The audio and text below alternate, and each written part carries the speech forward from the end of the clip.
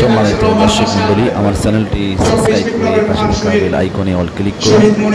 আপনাদের সুন্দর মতামতের জন্য কমেন্ট করুন, লাইক দিন, শেয়ার করুন। সবাইকে ধন্যবাদ। আজকের রোপণ দায়িত্বশীল সমাবেশের সম্মানিত সভাপতি, জেলা কর্ম পরিষদের সঙ্গে সম্মানিত মাওলানা মুমিন ভাই, আজকের অনুষ্ঠানে সম্মানিত প্রধান অতিথি, উত্তরবঙ্গের সিংহপুরুষ, উল্লাপাড়া গণমানুষের প্রিয় নেতা, বগুড়া অঞ্চলের সম্মানিত অভিভাবক, বাংলাদেশ জামায়াত ইসলামের কেন্দ্রীয় অ্যাসিস্ট্যান্ট সেক্রেটারি জেনারেল, আমাদের সকলের শ্রদ্ধেয় রফিকুল ইসলাম খান ভাই, সম্মানিত জেলা আমির, সাবেক জেলা আমির বৃন্দ, আমাদের অঞ্চল টিমের সম্মানিত সদস্য মণ্ডলী, জেলা দায়িত্বশীল বৃন্দ, আমার সামনে উপস্থিত কাহারনদী গ্রামের সম্মানিত দায়িত্বশীল ভাইরা এবং বোনেরা, সবাইকে আমার পক্ষ থেকে সালাম এবং শুভেচ্ছা। আসসালামু আলাইকুম।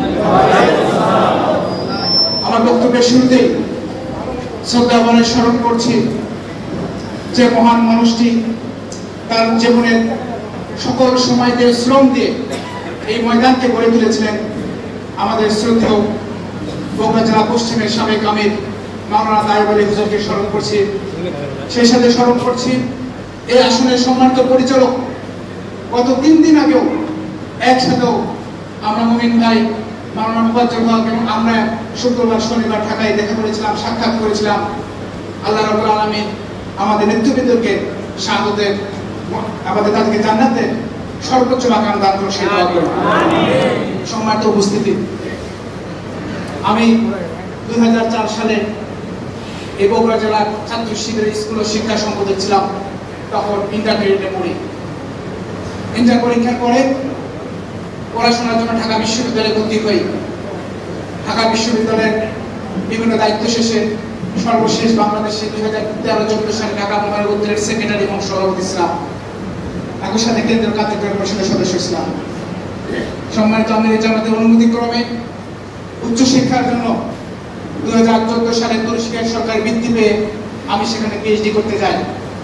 2015 সাল থেকে আন্তর্জাতিক রাজনীতির সাথে ইংরেজ হয়ে কেন্দ্রীয় সংগঠনের নির্দেশক্রমে তারই ধারাবাহিকতায় গত 1 দশকের অধিক সময় আমার রাজনীতি, আমার পথ চলা সবগুলো ছিল আন্তর্জাতিক অঙ্গনে।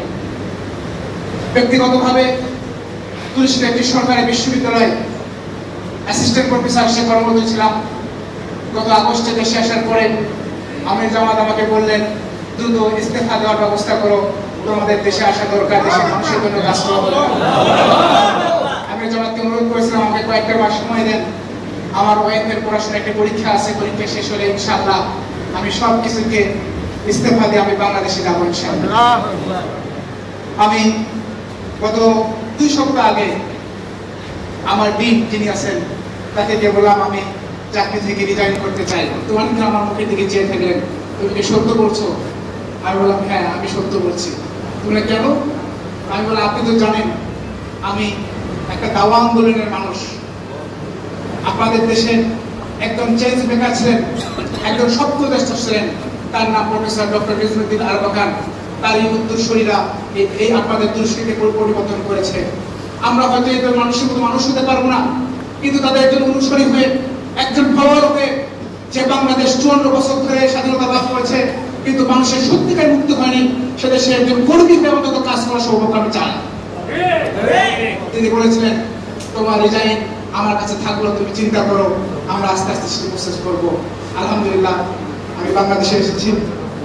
আমার বাবার স্বপ্ন ছিল আমি হয়তো একাডেমিক্যাল আরো অনেক দূরে এগিয়ে যাবো, কারণ হয়তো আমার খুশি সব হয়েছে আমি জানি। আমার জন্য দোয়া করবেন আপনারা। প্রিয় উপস্থিতি, আসলে গত কয়েকদিন আমি সম্মানিত মুমিন ভাই এবং মরহুম মুফাজ্জল হুজুরের সাথে কন্ট্যাক্ট করেছিলাম। এই আসন সম্পর্কে মোটামুটি তথ্য নেওয়ার আমি চেষ্টা করেছি। 2004 সালের ছাত্র শিবির দায়িত্বরত অবস্থায় অনেকবার নন্দীগ্রাম সহ বিভিন্ন জায়গায় সফর করার সুযোগ হয়েছে। আমাদের সবুজ ভাই কাহারোর সেক্রেটারি, আমার বন্ধুবার ছিলেন আমাদের হাসান ভাই, সবুজ ভাই সঙ্গে পুবলিপতি, আমরা একই সাথে সংগঠন করেছি। সে সময় আমাদের জাহাঙ্গীর ভাই ছিলেন দুর্গাপুর ইউনিয়নের, আমরা একই সাথে ছাত্র শিবির করেছি।